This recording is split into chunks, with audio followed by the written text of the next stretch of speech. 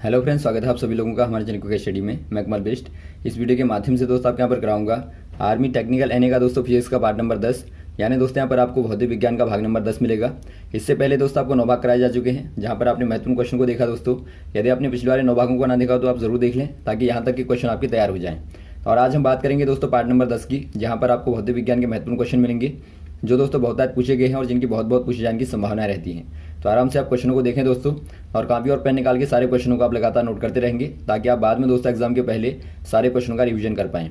तो देखिए, शुरू करते हैं क्वेश्चनों को। पहला क्वेश्चन दोस्तों आपको दिखता है, निम्न में से कौन गलत है, यानी कि आपको बताना है विच वन इज इनकरेक्ट। यहाँ पर देखिए, पहला आपको दिया है दोस्तों 1 एंगस्ट्रॉम। एंगस्ट्रॉम मतलब क्या होता है दोस्तों? एंगस्ट्रॉम दोस्तों एक प्रकार से क्या होता है, ये एक प्रकार से यूनिट होती है दोस्तों डिस्टेंस की, यानी आप कह देंगे it is a unit of distance. और यहाँ पर देखिए दोस्तों, कॉमनली इसका यूज होता है, कॉमनली आप कहेंगे commonly it's used to measure wavelength of a wave, यानी कि दोस्तों कोई तरंग की दोस्तों तरंग दैर्ध्य को मापने के लिए इसका इस्तेमाल किया जाता है। यानी आप कह देंगे दोस्तों, यहाँ पर जो एंगस्ट्रॉम होता है तरंग दैर्ध्य का मात्रक होता है, और यहाँ पर आप देखते हैं 1 एंगस्ट्रॉम बराबर क्या होता है दोस्तों, 10⁻⁻10 मीटर होता है। तो यहाँ पर आपको पहला वाला सही दिया है। नेक्स्ट आपको दिखता है 1 फर्मी। फर्मी भी दोस्तों एक प्रकार से क्या होती है, डिस्टेंस की यूनिट होती है, यानी आप कहेंगे जो फर्मी होती है दोस्तों, it is also unit of distance. और इसका यूज़ किया जाता है दोस्तों, कॉमनली यूज़ किया जाता है to measure size of nuclei, यानी दोस्तों जो नाभिक होता है, नाभिक के साइज को बताने के लिए खासतौर पर इसका इस्तेमाल होता है। और 1 फर्मी बराबर होता है दोस्तों, या फिर आप स्मॉल f से रिप्रेजेंट करते हैं, 1 फर्मी बराबर होता है 10⁻⁻15 मीटर। तो ये भी आपका सही दिया है। नेक्स्ट आपको दिखता है दोस्तों पास्कल। आप जानते हैं पास्कल क्या होता है दोस्तों? पास्कल प्रेशर का मात्रक होता है, यानी कि यूनिट होती है। आप यदि लिक्विड का और एयर का दोस्तों प्रेशर देखते हैं तो उसका यूनिट होती है दोस्तों, यूनिट बराबर होती है प्रेशर की पास्कल। और पास्कल 1 पास्कल बराबर होता है दोस्तों 1 न्यूटन अपॉन मीटर का स्क्वायर। यदि आप इसे निकालना चाहें तो आप जानते हैं P बराबर क्या होता है, फोर्स पर यूनिट एरिया। तो यहाँ से आप देखते हैं फोर्स का मात्रक दोस्तों यूनिट न्यूटन होता है, और एरिया का दोस्तों मीटर का स्क्वायर होता है, यानी कि न्यूटन पर मीटर का स्क्वायर। तो आपका सी वाला भी ठीक दिखता है।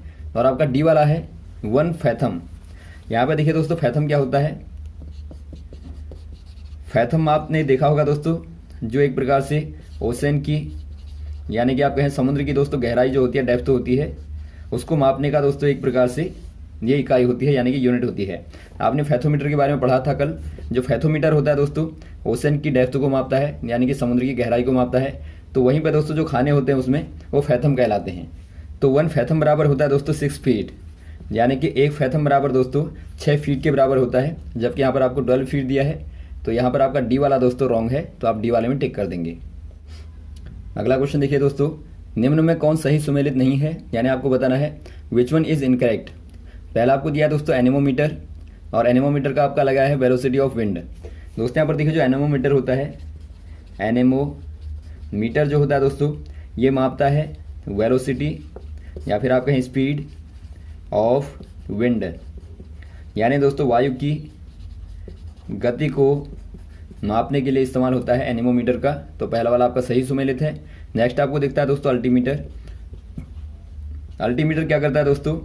कोई ऑब्जेक्ट है दोस्तों, कोई फ्लाइंग ऑब्जेक्ट होती है, फ्लाइंग ऑब्जेक्ट यानी कि जो उड़ने वाली वस्तुएं होती हैं दोस्तों, एग्जाम्पल के तौर पर आप एयरक्राफ्ट को ले लें। तो इसकी दोस्तों हाइट को मापने के लिए, जो हाइट होती है यानी ज़मीन से दोस्तों जो ऊंचाई होती है, तो हाइट को मापने के लिए दोस्तों आप यूज़ करते हैं अल्टीमीटर का। तो यहाँ पर आपको ये भी ठीक दिया है। नेक्स्ट वाला आपको दिखता है दोस्तों मैनोमीटर। मैनोमीटर क्या होता है दोस्तों? मैनोमीटर देखिए 2 प्रकार के होते हैं। मैनोमीटर में एक आपका दोस्तों ओपन मैनोमीटर होता है, ओपन मैनोमीटर। एक आपका होता है दोस्तों ऑयल और मरकरी मैनोमीटर। जो ओपन मैनोमीटर होता है दोस्तों, ये एटमॉस्फेयर प्रेशर के दोस्तों सापेक्ष में या फिर आप कहें रिलेटिव में प्रेशर को मेजर करता है, यानी कि जो वायुमंडलीय दाब होता है उसके सापेक्ष में वायु का दाब बताता है। और नेक्स्ट वाला जो आपका ऑयल और यहाँ पे जहाँ पर ऑयल का यूज़ किया जाता है या फिर पारे का यानी कि मरकरी का यूज़ किया जाता है, ये भी दोस्तों बताने को तो प्रेशर को ही बताएगा, लेकिन यहाँ पे यूज़ होता है मरकरी का या फिर ऑयल का, यानी कि इनके लेवल को देख के दोस्तों आप बताते हैं एयर का प्रेशर क्या है। यानी आप कह सकते हैं दोस्तों क्या बताता है, गैसों के दाब को बताता है, यानी कि गैस के प्रेशर को बताता है। तो आपका सी वाला भी सही सुमेलित है।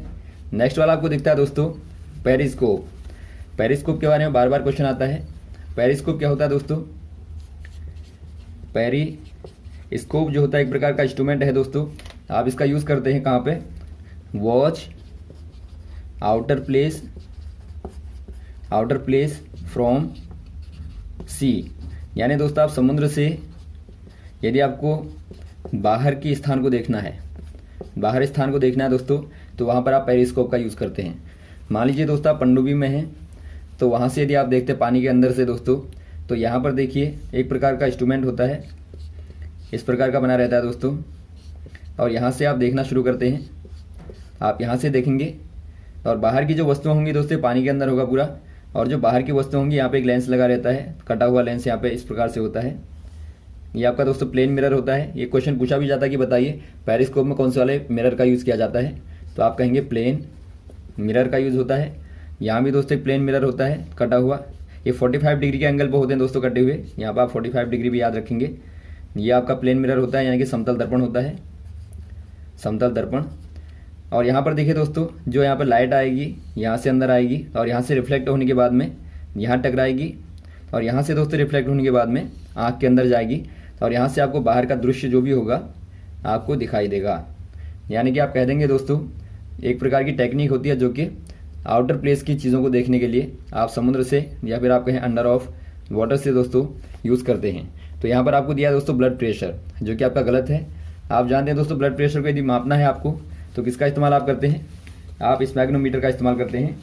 यानी आप कह देंगे जो बीपी होता है दोस्तों, यानी आप कहते हैं जो ब्लड प्रेशर होता है उसके लिए दोस्तों आप यूज़ करते हैं स्पैग्नोमीटर का। तो आप कह देंगे दोस्तों बीपी के लिए स्पैग्नोमीटर। तो यहाँ पर आपका डी वाला गलत है, तो आप डी वाले में टिक कर देंगे। अगला क्वेश्चन देखिए दोस्तों, सोनार कार्य प्रणाली आधारित है, यानी कि आपको बताना है सोनार वर्किंग प्रोसेस या फिर आप कहें वर्किंग बेस्ड ऑन, ये कौन से वाले बेस पे है दोस्तों? यदि आप देखें दोस्तों पहले आप सोनार का फुल फॉर्म देख लेंगे। ये क्वेश्चन आता है सोनार का फुल फॉर्म क्या होता है। ये आपका होता है दोस्तों साउंड नेविगेशन एंड रेंजिंग, यानी कि साउंड को दोस्तों नेविगेट करता है, यानी उसका एक प्रकार से पता लगाता है और उसकी रेंज को तय करता है।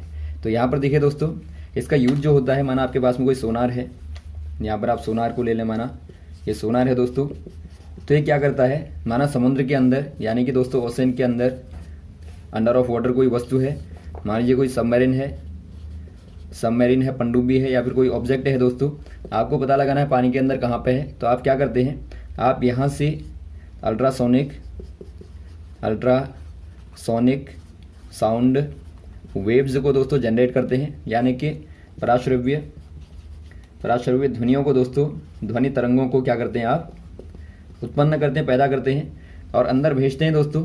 और यहाँ पे यदि कोई ऑब्जेक्ट होगी तो यहाँ से टकराने के बाद में ये जो अल्ट्रासोनिक साउंड है रिफ्लेक्ट होके, reflection of ultrasonic sound waves, यानी कि जो आपकी अल्ट्रासोनिक साउंड वेव्स हैं जो आपने भेजी थी ये दोस्तों वापस आके आएंगी ऊपर की ओर, और यहाँ पर सोनार के द्वारा इनका नेविगेशन होगा, यानी कि इनको दोस्तों डिटेक्ट कर लिया जाएगा।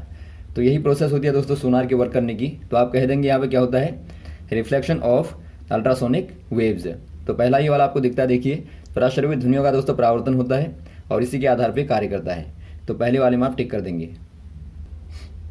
अगला क्वेश्चन देखिए दोस्तों, निम्न आकृति में ए का विस्थापन क्या है, यानी कि आपको बताना है what will be the displacement of object A in this figure. दोस्तों यहाँ पर देखिए आपके पास में कोई फिगर दिखता है और यहाँ पर आपको बताना है कि विस्थापन क्या है। इनिशियल पॉइंट यहाँ पे है, यानी कि शुरुआत वाला बिंदु ये है, और बाद में दोस्तों आपका एंड पॉइंट यहाँ पे है। ऑब्जेक्ट यहाँ से लेके यहाँ तक चलती है दोस्तों, तो आपको बताना है कि विस्थापन कितना हुआ। तो यहाँ पर आप समझने के लिए दोस्तों पहले आप क्या समझेंगे, जो विस्थापन होता है डिस्प्लेसमेंट होता है, यानी विस्थापन जो होता है, और जो डिस्टेंस होती है दोस्तों यानी कि जो दूरी होती है, दोनों में अंतर क्या होता है, क्योंकि हमेशा दोनों में कन्फ्यूजन रहता है। तो आप दोनों में अंतर देख लेंगे। जो डिस्टेंस होती है दोस्तों, माना यहाँ पर ऑब्जेक्ट यहाँ से चलना शुरू करती है और यहाँ से लेके यहाँ तक पहुँच जाती है, माना यहाँ से आप पॉइंट ले लें P, Q, R और S। तो यहाँ पर देखिए दोस्तों, यदि आप यहाँ से लेके यहाँ तक पहुँचते हैं तो आपने जो दूरी तय की आप कहेंगे travelling destination by object equal to क्या होती है दोस्तों, दूरी होती है। और आप यहाँ पर देखते हैं P से लेके Q तक PQ, यहाँ पर आप लिखेंगे PQ और प्लस QR और प्लस RS, यहाँ पर दोस्तों टोटल दूरी तय की गई। तो यही क्या हो जाएगी दोस्तों, ऑब्जेक्ट की डिस्टेंस हो जाएगी। और यदि आप बात करें दोस्तों विस्थापन की, तो विस्थापन क्या कहता है, ये कहता है distance between changing position of object. यानी दोस्तों कोई ऑब्जेक्ट है आपके पास में, इसकी जो चेंजिंग पोजीशन है, यानी चेंजिंग पोजीशन कहने का मतलब है जो परिवर्तित अवस्थाएं हैं दोस्तों, उनके बीच का जो अंतर होता है वही क्या होता है, एक प्रकार से वही दूरी दोस्तों विस्थापन कहलाती है। तो यहाँ पर आप क्लियर देखते हैं दोस्तों विस्थापन क्या है यहाँ पे। यदि आप ऑब्जेक्ट की चेंजिंग पोजीशन को देखें, पहले ऑब्जेक्ट यहाँ पे थी और बाद में यहाँ पर आ गई, यानी यहाँ से लेके यहाँ तक दोस्तों चेंज हुआ। तो ये क्या हो जाएगा दोस्तों, यहाँ पे ये आपका डिस्प्लेसमेंट हो जाएगा। और यहाँ पर आप क्लियर देखते हैं दोस्तों, यहाँ से लेके यहाँ तक आपका ये PS इक्वल टू क्या है, QR के बराबर है। तो यहाँ पर देखिए दोस्तों, आपको यहाँ से लेके यहाँ तक का, यानी कि आपको QR बराबर दिया 5 मीटर, तो यहाँ से दोस्तों आपका PS बराबर क्या हो जाएगा, 5 मीटर। यानी कि जो विस्थापन होगा दोस्तों 5 मीटर हो जाएगा। यदि आपको दूरी निकालनी होगी तो दूरी क्या हो जाएगी दोस्तों, 10 और 5 15 और धन दोस्तों यहाँ से लेके यहाँ तक का 10 आप और ऐड कर देंगे तो 25 मीटर दोस्तों दूरी हो जाएगी, यानी कि डिस्टेंस हो जाएगी। और डिस्प्लेसमेंट बराबर आपका हो जाएगा 5 मीटर का। तो ऑप्शन नंबर कौन सा हो जाएगा, डी वाला हो जाएगा। आपको चूंकि यहाँ पे विस्थापन बताना है तो आप डी वाले में टिक कर देंगे। और साथ में दोस्तों आपको ये भी पता होना चाहिए, जो विस्थापन होता है यानी कि जो डिस्प्लेसमेंट होता है, एक प्रकार की दोस्तों वेक्टर क्वांटिटी होती है, यानी कि सदिश राशि होती है। और जबकि यहाँ पे डिस्टेंस जो होती है दोस्तों स्केलर क्वांटिटी, यानी कि अदिश राशि होती है। तो आप इनको भी नोट कर लेंगे। अगला क्वेश्चन देखिए दोस्तों, निम्न में कौन कभी शून्य नहीं हो सकता, यानी कि आपको बताना है which can never be equal to 0। दोस्तों यहाँ पर देखिए आपको इनमें से कौन सी वाली राशि बतानी है कि 0 नहीं हो पाती। पहला आपको दिया फोर्स। यदि आप देखें दोस्तों फोर्स को, आप जानते हैं बल क्या होता है दोस्तों, आप किसी भी ऑब्जेक्ट पे कोई खिंचाव लगाते हैं या दबाव लगाते हैं दोस्तों, वहाँ पे क्या होता है, बल अप्लाई होता है, यानी कि फोर्स अप्लाई होता है।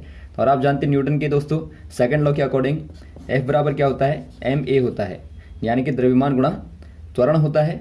और यहाँ से दोस्तों यदि आप देखेंगे, यदि आप a बराबर 0 कर दें, यानी कि आप फॉर अ कांस्टेंट वेलोसिटी की बात करें, यानी कि एक प्रकार से दोस्तों आप नियत वेग की बात करें, तो ऐसे केस में दोस्तों a बराबर क्या होता है, a बराबर 0 होता है, क्योंकि आप जानते हैं a बराबर दोस्तों आपका dv/dt होता है, यानी कि चेंज इन वेलोसिटी ही दोस्तों एक्सेलरेशन होता है। यदि आप चेंज को ही 0 कर दें, यानी वेलोसिटी को आप नियत कर दें, तो वहाँ पे दोस्तों कोई चेंज नहीं होगा। तो ऐसे केस में क्या होता है, a बराबर 0 होता है। और यदि a बराबर 0 होगा तो f बराबर क्या हो जाएगा दोस्तों, m गुणा a के स्थान पर आप 0 कर देंगे तो आपका 0 हो जाएगा। यानी ऐसे केस में दोस्तों बल यानी कि जो फोर्स होता है 0 होता है। तो पहला तो होता है। सेकंड वाला देखिए वेट में क्या होता है दोस्तों, वेट क्या 0 होता है नहीं होता, आप देख लेंगे। वेट बराबर क्या होता है दोस्तों, वेट दोस्तों एक प्रकार का फोर्स ही होता है, यानी कि बल ही होता है बाहर जो होता है। आप देखते हैं दोस्तों कोई वस्तु के द्वारा जो ग्रेविटी के अंडर ग्रेविटी जो भी दोस्तों नीचे की ओर बल लगता है उसी को आप भार कहते हैं। यानी कि W बराबर क्या होता है दोस्तों, यदि मास m है और ग्रेविटी g है तो mg बराबर आपका दोस्तों वेट होता है, यानी कि भार होता है। यदि आप बात करें दोस्तों सेंटर ऑफ द अर्थ की बात करें, यानी आप दोस्तों पृथ्वी के केंद्र की बात करें, तो वहाँ पर आप जानते हैं जी का मान क्या होता है दोस्तों, ग्रेविटी का मान 0 होता है, 0 होता है। यदि आप केंद्र पर जाएंगे तो वहाँ पे दोस्तों जी का मान 0 हो जाएगा। तो ऐसे केस में ऑब्जेक्ट का जो वेट होगा यानी कि भार होगा वो भी दोस्तों क्या हो जाएगा, m गुणा 0 बराबर 0, यानी दोस्तों केंद्र पर वस्तु का भार हमेशा 0 होता है। तो आप देखते हैं वेट भी दोस्तों 0 होता है। यदि आप वर्क की बात करें दोस्तों, नेक्स्ट वाला वर्क यानी कि कार्य, वर्क बराबर क्या होता है दोस्तों, फोर्स इंटू डिस्प्लेसमेंट होता है और कॉस ऑफ थीटा। यानी आप कोई ऑब्जेक्ट लें, यहाँ पर आप दोस्तों कोई फोर्स अप्लाई करते हैं F, और मान लीजिए डिस्प्लेसमेंट की डायरेक्शन यहाँ पे इधर की ओर होती है तो बीच का एंगल थीटा है, तो आपका Fs cos of theta work done होता है। मान लीजिए दोस्तों यहाँ पर कोई डिस्प्लेसमेंट नहीं होता, यानी कि आपने ऑब्जेक्ट पे फोर्स तो लगाया लेकिन ऑब्जेक्ट वहाँ से हिलती नहीं है, तो ऐसे केस में दोस्तों आपका जो डिस्प्लेसमेंट होगा 0 होगा। या फिर आप ऐसे वाले केस की बात करें जहाँ पर आपने यहाँ से चलना शुरू किया और आप यहीं पर आ गए, यहाँ से आपने चलना शुरू किया और आप यहीं पर आ गए, तो ऐसे केस में दोस्तों आपका जो डिस्प्लेसमेंट होता है डिस्प्लेसमेंट बराबर 0 होता है। यानी कि आपने पहाड़ पे बल लगाया दोस्तों, वहाँ पे भी कोई विस्थापन नहीं हुआ, तो ऐसे केस में भी आपका डिस्प्लेसमेंट 0 होता है। तो ऐसे वाले केस में दोस्तों W बराबर क्या हो जाएगा, F गुणा 0 बराबर 0, यानी कि कार्य भी दोस्तों 0 हो जाता है। अब यदि आप बात करें दोस्तों मास की, यानी कि द्रव्यमान की, तो मास क्या होता है दोस्तों पहले आप समझेंगे। मास एक प्रकार की, मास यानी कि द्रव्यमान दोस्तों क्या होता है, एक प्रकार की क्वांटिटिव मेजरमेंट ऑफ इनर्शिया। यानी कि दोस्तों इनर्शिया मतलब होता है जड़त्व। जड़त्व की दोस्तों मात्रात्मक जो मान होता है, यानी कि जो क्वांटिटिव मान मेजरमेंट होती है दोस्तों, उसी को आप द्रव्यमान कहते हैं। जड़त्व क्या होता है दोस्तों, माना आपके पास में कोई ऑब्जेक्ट है और ऑब्जेक्ट के द्वारा दोस्तों यदि आप ऑब्जेक्ट को उठाते हैं ऊपर की ओर F फोर्स लगा के, तो आप देखते हैं हमेशा ही दोस्तों ऑब्जेक्ट क्या करती है, ऊपर को जाने का विरोध करती है, यानी कि नीचे की ओर जाना चाहती है। तो वहाँ पर जो आपका विरोध होता है दोस्तों, यानी कि अपोजिंग फोर्स जो होता है, अपोजिंग नेचुरल फोर्स जो होता है दोस्तों, यही इनर्शिया कहलाता है, यानी कि यही आपका जड़त्व कहलाता है। एक प्रकार से आप कह सकते हैं कि पदार्थों का जो जड़ता का गुण होता है दोस्तों, वही जड़त्व होता है। यानी कि जितना ज़्यादा जड़त्व होगा दोस्तों, उतना ही ज़्यादा क्या होगा, नीचे की ओर का बल होगा, अपोजिंग फोर्स होगा, और उतना ही दोस्तों आपका मास कहलाता है। यानी कि उसी की मात्रा यदि आप निकालेंगे तो उसी मात्रा को दोस्तों मास कहते हैं। यानी आप जितनी ज़्यादा दोस्तों बड़ी वस्तु को लेते हैं, यानी कि आप भारी वस्तु को लेते हैं, तो आप देखते हैं वहाँ पर उतना ही ज़्यादा दोस्तों इनर्शिया होता है। तो इनर्शिया दोस्तों एक प्रकार से क्या है, इनर्शिया ही दोस्तों मास है।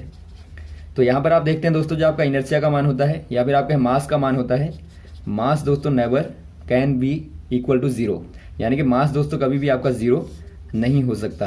तो ये आप नोट कर लेंगे, आप कहीं पर भी ले जाएंगे वस्तु को, उसका द्रव्यमान दोस्तों हमेशा क्या रहता है, कांस्टेंट रहता है, यानी कि नियत रहता है। तो ऑप्शन नंबर आप डी वाले में टिक करेंगे दोस्तों, मास आपका 0 नहीं हो सकता। नेक्स्ट आपका दिखता है दोस्तों, जब कोई साइकिल या फिर आप कहें वाहन विराम से चलती है, व्यक्ति द्वारा उस पर अचानक ब्रेक लगाने पर व्यक्ति का झुकाव कहाँ को होगा। यानी कि आपको बताना है, when a vehicle start from rest the person suddenly brake applied then person bends. कहाँ की ओर बेंड होगा दोस्तों, माना यहाँ पर देखिए कोई व्यक्ति है और यहाँ पर व्हीकल को चलाता है, साइकिल को चला रहा है, यहाँ पे देखिए बैठ के आगे की ओर यहाँ पे चला रहा है। तो माना दोस्तों ये अचानक ब्रेक लगा दे इस पर, तो ये आगे को झुकेगा या पीछे को जाएगा आपको बताना है। साइकिल दोस्तों चूंकि देखिए आगे की ओर चल रही है, यदि इस प्रकार से आगे की ओर मूवमेंट करती है, तो जब आप ब्रेक लगाएंगे दोस्तों, यदि आप न्यूटन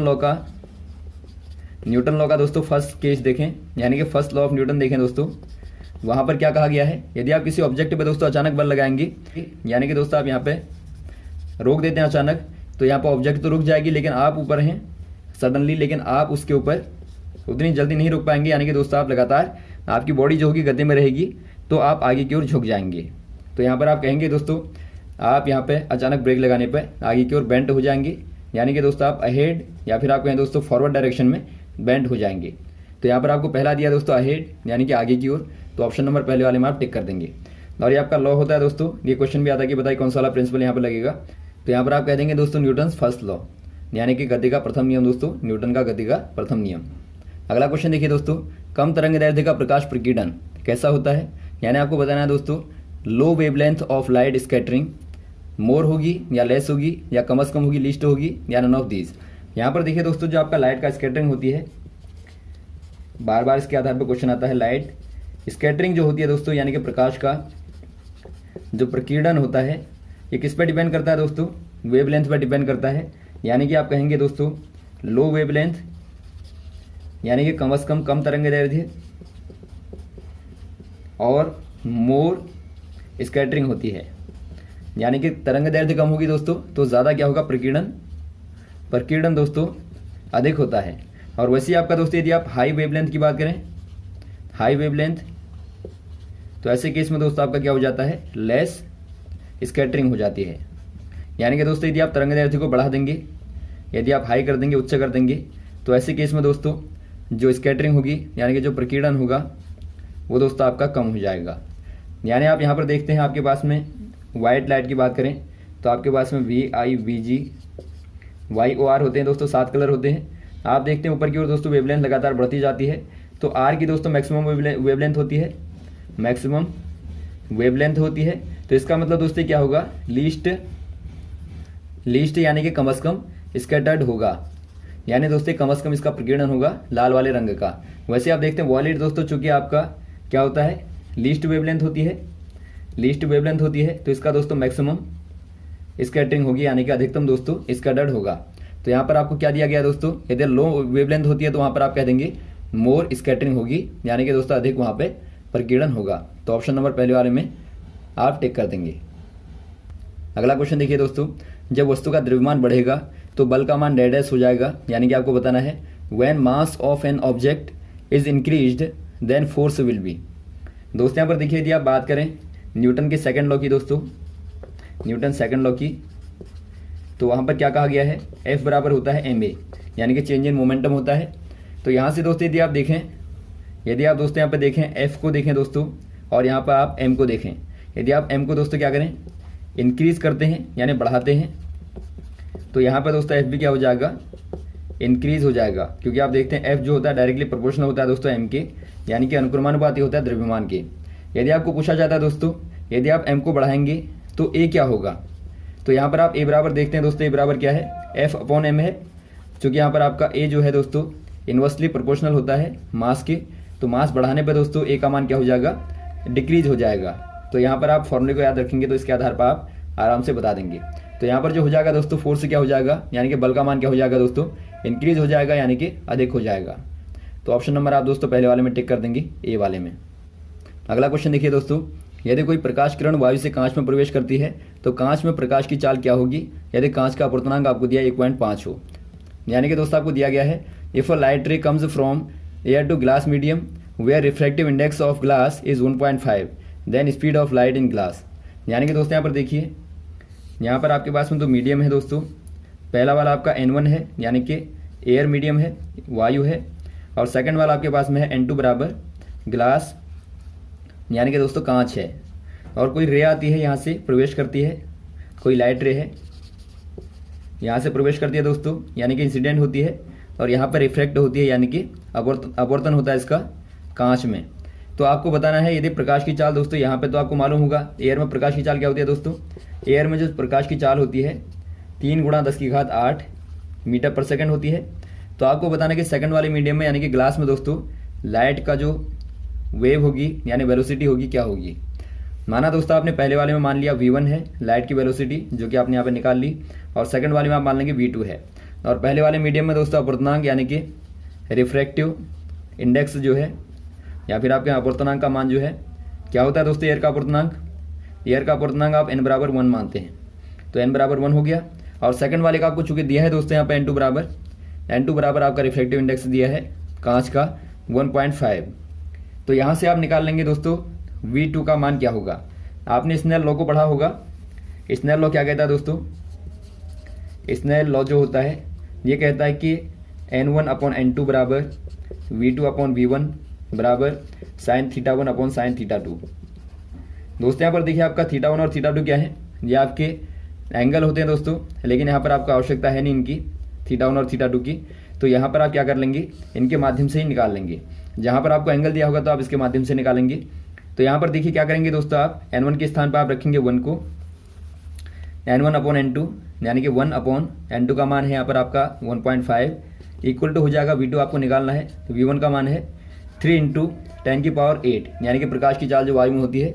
तो यहाँ से आप v2 निकालेंगे दोस्तों, तो v2 बराबर क्या हो जाएगा, v2 बराबर आप इसको यहाँ भेज देंगे, तो 1/1.5 × 3 × 10⁸। यहाँ से दोस्तों आप क्या करेंगे, यदि आप पॉइंट को हटाना चाहें तो आप काट देंगे, तो यहाँ पर आपको 2 मिलेगा, और यहाँ पर दोस्तों आपको मिलेगा ये 2 × 10⁸ मीटर पर सेकेंड। यानी कि दोस्तों यहाँ पर आप देखते हैं जो ग्लास में प्रकाश की चाल हो जाएगी 2 × 10⁸ मीटर पर सेकेंड, यानी कि 2 × 10⁸ मीटर पर सेकेंड हो जाएगी, ऑप्शन नंबर बी वाला। तो आप बी वाले में टिक कर देंगे। तो यहाँ तक दोस्तों आप क्वेश्चन को तैयार करेंगे और लगातार आपको क्वेश्चन बताते रहेंगे, हमारे साथ भी बने रहेगा। ओके, थैंक्स, जय हिंद, जय भारत।